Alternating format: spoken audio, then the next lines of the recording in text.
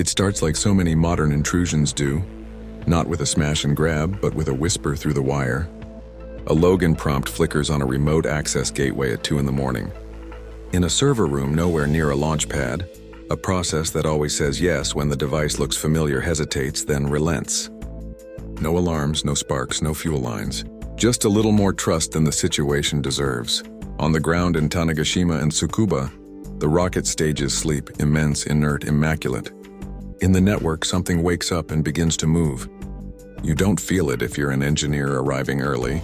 A project manager building slides for a review. A controller reviewing procedures for a satellite pass.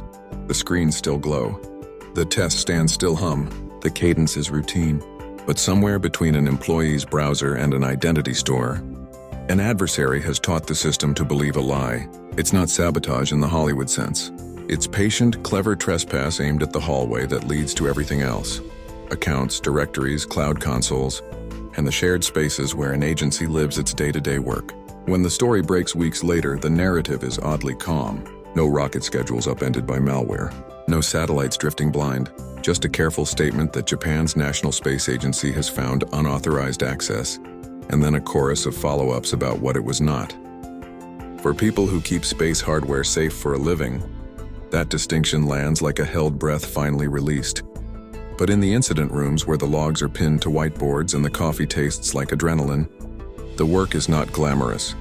It is forensic, methodical, and relentless. Figure out how they got in, what they touched, and how to ensure the next attempt finds a different landscape. This is the 2023 breach at JAXA, the Japan Aerospace Exploration Agency, told in the tense, clipped rhythm of a war room and then in the cooler, patient language of a forensic lab. It is a story about the seams in modern identity, the leverage of a single exposed gateway, and an attacker who came for access that could become anything. Intelligence, embarrassment, bargaining chip. And it is a story about an organization that chose not to perform drama for the cameras, but to grind through the facts until the picture was clear enough to act. JAXA is not only launch vehicles and mission patches.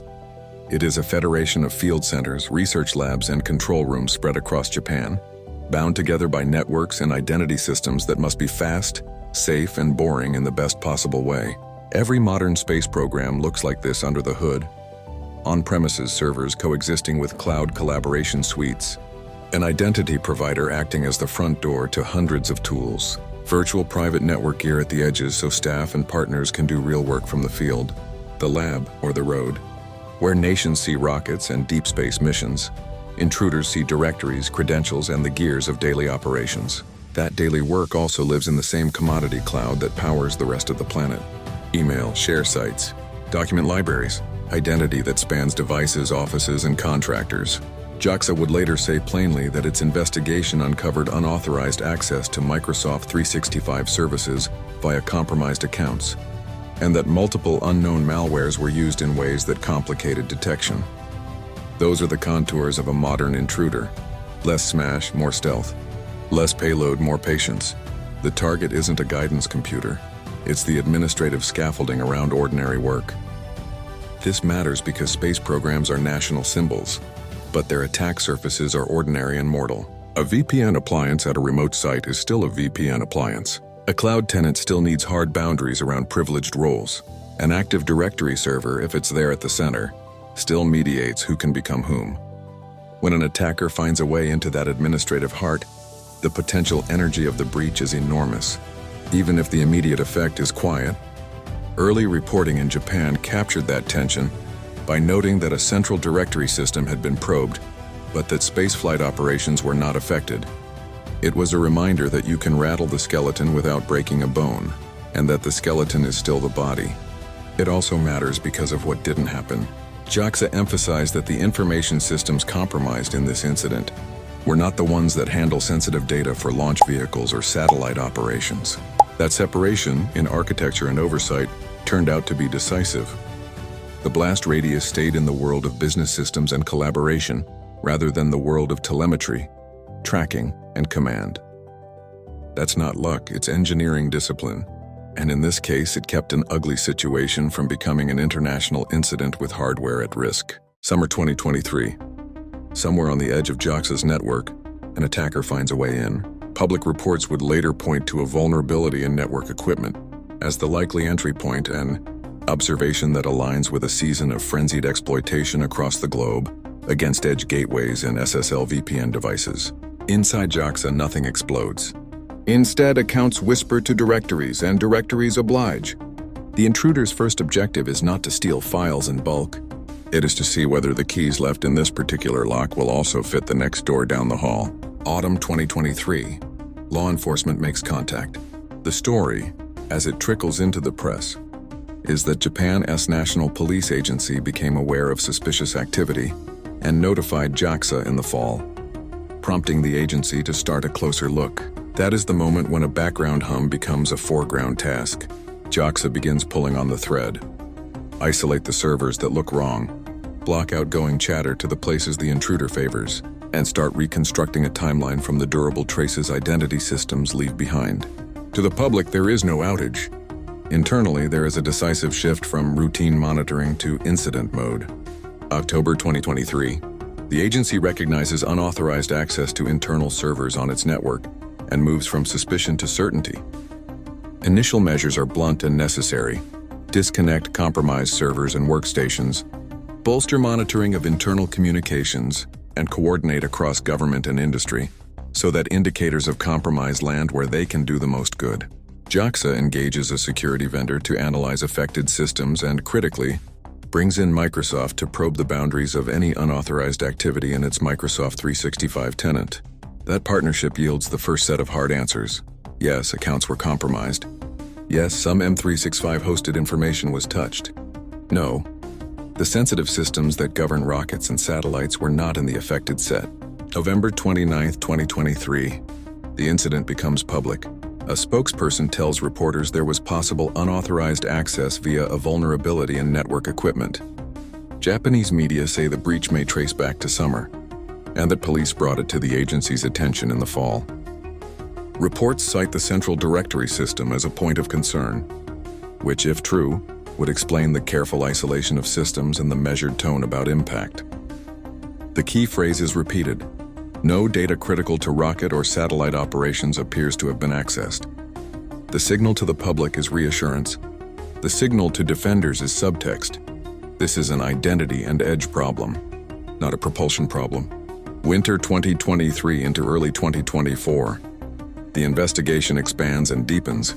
In parallel to forensics, JAXA starts the work of hardening, improving monitoring across the network and endpoints, tightening remote access methods, and building a faster muscle for addressing vulnerabilities as advisories land. As the telemetry clarifies, the picture sharpens. The initial access likely came through a VPN device. The adversary used multiple unknown malware families. Compromised accounts were used to reach into cloud collaboration, and some information was indeed exfiltrated, principally items connected to activities with external organizations and personal information for some employees and contacts. The agency begins the quiet, difficult work of notifying the people whose data is implicated. July 5, 2024, JAXA publishes a formal report summarizing what it now knows and what it has done. The document is clear without being sensational. An attacker likely exploited a previously announced vulnerability in a VPN device to gain initial access. The attacker then expanded their reach, compromising user account information and accessing Microsoft 365. Some information was compromised, including personal data. Systems tied to launch vehicles and satellite operations were not part of the breach. And while there were further attempts against the network in 2024, including zero-day attacks, those were detected and did not result in additional compromise. It is a restrained accounting that reflects a year's worth of work to move from suspicion to evidence. Along the way, press and industry watchers try to fill in the blanks that official statements cannot. Some cite Japanese reporting that points to Active Directory as a locus of concern. Others note that the mention of a vulnerability disclosed by a network equipment maker in June dovetails with 2023's critical SSL VPN vulnerability in Fortinet FortiGate firewalls, widely exploited at the time. JAXA does not name the vendor, and the agency's account focuses appropriately on mitigation rather than blame. Still, the resonance with a summer of global edge device exploitation is hard to ignore. At the core of this breach is a pattern experienced defenders will recognize. Edge device identity, cloud. The edge device, most likely a VPN gateway, was the first domino. JAXA's post-incident report is explicit. The attacker likely exploited a vulnerability in a VPN device to gain initial access to internal servers and computers, a phrasing that implies either remote code execution or credential session theft, sufficient to establish a beachhead. Once in, the intruder expanded the scope of access and began to compromise user account information. Advancing from a device foothold to the human layer the device protects. Why do edge devices matter so much? Because they straddle trust boundaries. A compromised SSL VPN or remote access gateway can hand out ready-made trust in the form of session cookies, tunnels, or even plain text credentials cached in memory depending on the flaw. In the summer of 2023, the industry grappled with several severe cases, including a pre-authentication remote code execution vulnerability in Fortinet's SSL VPN, CVE 2023-27997, and, later in the year, a severe session bleed issue in certain Citrix NetScaler builds. Both classes of bugs enabled attackers to bypass normal authentication, harvest tokens, and pivot inward. Exactly the kind of capability you would need to recreate the steps JAXA later summarized in its report. Even though JAXA did not publicly name the vendor, the agency previously announced vulnerability phrasing and the June timeframe lineup with Fortinet's June 12, 2023 advisory on CVE 2023-27997. The prudent way to read this is not as courtroom attribution, but as pattern recognition. The attack chain looks like a 2023-era edge exploit. The next hop was identity. Reporting in Japan described concern around a central Active Directory server, a backbone service that stores identities, group memberships, and the policies that decide who can impersonate which role on which machine.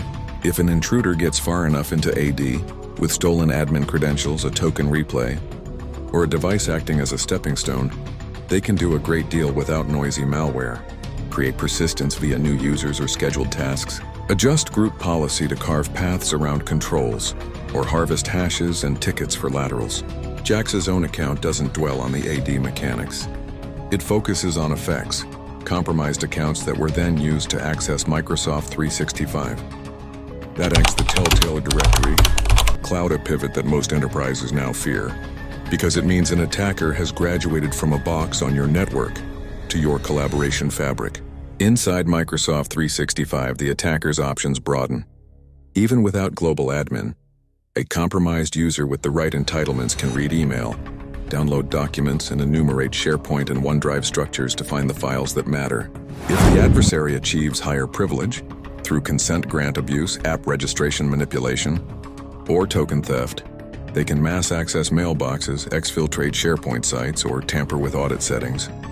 JAXA report says some information in M365 related to activities with external organizations, and personal information was compromised, precisely the kind of business-sensitive content that lives in collaboration suites across every government and enterprise tenant on Earth. To answer the obvious question, how far did it go? JAXA brought in Microsoft's specialized responders, who concluded that the unauthorized access did not extend further than what the agency had already contained, a detail that matters for defenders. JAXA emphasizes the adversary's use of multiple unknown malwares, which complicated detection. That doesn't necessarily mean brand new art. It can mean custom droppers, memory-resident tools, or repurposed utilities compiled in ways that hash-based detection won't catch. When the core of your attack is Edge Identity Cloud, malware is often just a means to maintain footholds, dump credentials, or proxy traffic. The quietest intruders lean heavily on living off the land techniques, abusing tools and APIs the environment already trusts, precisely to avoid telling on themselves in EDR dashboards. Two other technical threads deserve daylight. First, segmentation worked. JAXA states plainly that the compromised networks and systems did not handle sensitive launch vehicle or satellite operations data. That implies the presence of strong boundaries, physical, logical, or both, between business IT and mission OT. When those boundaries exist and when credentials from one realm are not automatically golden tickets in the other, a directory breach in the enterprise fabric does not automatically endanger flight systems. Second, detection was not homegrown heroics, it was collaborative. The agency credits outside notification for the initial clue. worked with a contracted security vendor on forensics, and leaned on Microsoft for cloud tenant certainty, while coordinating with police, JAXA CC, and the Information Technology Promotion Agency. That is what a modern national-scale response looks like. A web of public and private expertise pointed at a single problem. Finally, the broader ecosystem context. In late 2023, governments and enterprises worldwide were racing to patch edge devices under active exploitation advisories. Fortinet's June disclosure about CVE 2023-27997, for example, triggered a wave of emergency upgrades, precisely because the flaw was exploitable pre-auth, and potentially allowed MFA bypass by stealing or minting sessions, tactics we saw again and again across that summer and fall. Put JAXA's timeline against that backdrop and the chain becomes easier to see. A vulnerable gateway, an intruder who treats identity as the real target, a careful pivot into cloud collaboration, and an exit with the data that grants leverage. It's not cinematic, it's professional, and that's why it worked as long as it did. Start with the good news, because it matters. The systems that steer rockets and keep satellites on script were not in the path of this breach. No launch slips were blamed on malware. No spacecraft went quiet because an account somewhere turned rogue. In a domain where safety and reliability are sacrosanct, that is not spin. It is evidence that the separation between mission systems and business IT holds even under pressure. JAXA said so clearly. The compromised networks were not the ones that handle sensitive information for launch vehicles and satellite operations. That's a win for architecture and for the people who fight to keep those lines bright. But the absence of a headline-friendly disaster does not mean the absence of harm. The agency's own accounting lists personal information among the data compromised. Information tied to employees and to activities with external organizations. For the people in those records, the breach is not abstract. It means more vigilance, more risk of targeted phishing, and more of the quiet anxiety that comes from knowing some stranger pawed through files that had your name on them. JAXA apologized and notified those affected. It is the right step, and it is only the beginning of the long tail. Operationally, incident response is a gravity well. Even without public disruption, the agency spent months in a different mode of work, disconnecting systems for analysis, rebuilding and hardening remote access, sifting logs for faint traces, working with Microsoft to bound cloud impact, and writing the scripts that would make the next month safer than the last. That kind of sustained effort is invisible to anyone not on the inside. It is also exhausting, diverting attention from research, operations, and program milestones to the slow, necessary grind of remediation. The July 2024 update reads like the exhale at the end of that cycle. These are the facts. Here is what we changed. Here is what we will keep changing. Reputationally, national programs live on trust. Trust from government overseers, international partners, industry vendors, and the public. A breach in the business network is not a failure of mission, but it is a reminder that the symbols of scientific excellence ride on infrastructures as fallible as anyone else's. JAXA's choice to disclose that the initial tell came from an external organization, and to credit the police, JP-CERT, CC, and IPA for coordination, was a way of narrating that truth. Everyone's defenses benefit from shared vigilance. The absence of theatrics also helped. By focusing on facts and remediation rather than speculation and blame, the agency preserved the credibility it will need when, even in the best-run programs, the next hard day arrives. The incident also rippled across Japan's wider cybersecurity conversation. In the same season, Japanese companies and agencies faced a rash of intrusions tied to exploited edge devices and identity pivots. Reporting around JAXA's case noted that the breach likely occurred in the summer and only came into focus in the fall, after law enforcement engagement, a pattern as old as APT tradecraft. For agencies and enterprises watching the JAXA timeline, the message was not space is uniquely targeted, but your gateway and your directory are the crown jewels no matter your sector. That lesson has a way of landing when the target is a national symbol. Finally, there's the attacker's ledger. If this intrusion tracks with 2023's campaigns, the adversary collected access and data aimed at leverage and learning rather than cinematic sabotage. That is both less dramatic and more sustainable for them. Exfiltrated files become bargaining chips or intelligence. Footholds become stepping stones for later. JAXA's note that further attempts, including zero-day attacks, were detected and thwarted in 2024, suggests an adversary willing to come back to the well. The best answer to that persistence is not swagger. It is changes that make the old playbook fail. The first lesson is brutal in its simplicity. The edge is your enterprise. In a world where remote access is not optional, your VPN gateways, reverse proxies, and SASE edges are not just pipes. They are privileged software appliances with their own life cycles and their own 0 days. Treat them like Tier 0 assets. Put them under the same patch SLAs you reserve for domain controllers and identity providers. Monitor them as if they were jump hosts, because functionally they are. Instrument memory. Watch for anomalous management plane access, and assume that pre-auth RCEs and session bleed flaws will surface again. The adversary economy rewards those bugs. We will see more of them. The second lesson is that identity telemetry is your early warning system. Do not wait for an endpoint to detonate.